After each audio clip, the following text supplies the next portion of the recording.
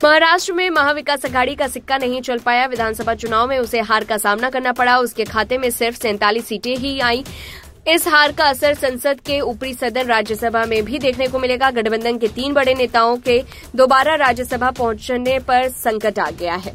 वहीं एमवीए के दिग्गज नेता शरद पवार, प्रियंका चतुर्वेदी और संजय राउत को इस हार का सबसे ज्यादा झटका लगा। यही वो तीनों नेता हैं जिनके दोबारा राज्यसभा पहुंचने पर संकट के बादल मंडरा रहे हैं। हालांकि शरद पवार तो पहले ही कह चुके हैं राज्यसभा का ये उनका आखिरी कार्यकाल होगा। उनका और प्रियंका चतुर्वेदी का टर्म 3 अप्रैल 2026 को पूरा होगा। वहीं संजय राउत का कार्यकाल 22 जुलाई 2028 को पूरा होगा।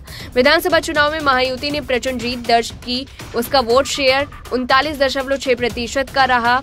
एमवीए का वोट शेयर 35.3% का है। बीजेपी के नेतृत्व वाले गठबंधन की ऐतिहासिक जीत के बाद राज्यसभा में उसकी स्थिति और मजबूत हो जाएगी। महाराष्ट्र में राज्यसभा की 19 सीटें हैं। अभी बीजेपी के पास 7, कांग्रेस के पास 3, शिवसेना के पास 1, शिवसेना के पास 2, एनसीपी के पास 3, एनसीपी यानी कि शरद पवार गुट के पास 2 और आरपीआई का 1 सांसद है। राज्यसभा में बीजेपी के 95 सांसद हैं। सहयोगियों को मिलाकर यह आंकड़ा 112 पहुंचता है। उत्तर प्रदेश के बाद महाराष्ट्र में राज्यसभा की सबसे ज्यादा सीटें हैं। अगर हर विधायक वोट करता है तो कांग्रेस को 16 मत मिलेंगे। उद्धव ठाकरे की शिवसेना को 20 और शरद पवार की एनसीपी को 10 वोट मिलेंगे। सपा को 2 और सीपीआईएम को 1 वोट मिलेगा। एमवीए के कुल वोट की बात करें तो ये 50 होगा। वहीं महायुति की विधानसभा में 230 विधायक हैं, जिसके बाद राज्यसभा में उसके 230 वोट बनते हैं।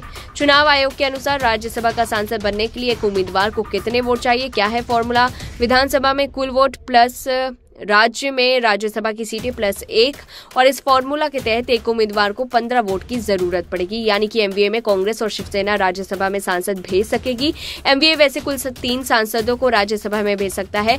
तो अभी ऊपरी सदन में उसके 7 सांसद हैं। कांग्रेस की ओर से इमरान प्रतापगढ़ी, चंद्रकांत हंडकोरे और रजनी पटेल है। तो उद्धव ठाकरे की शिवसेना से प्रियंका चतुर्वेदी और संजय राउत हैं। तो वहीं एनसीपी से शरद पवार और फौजिया खान है।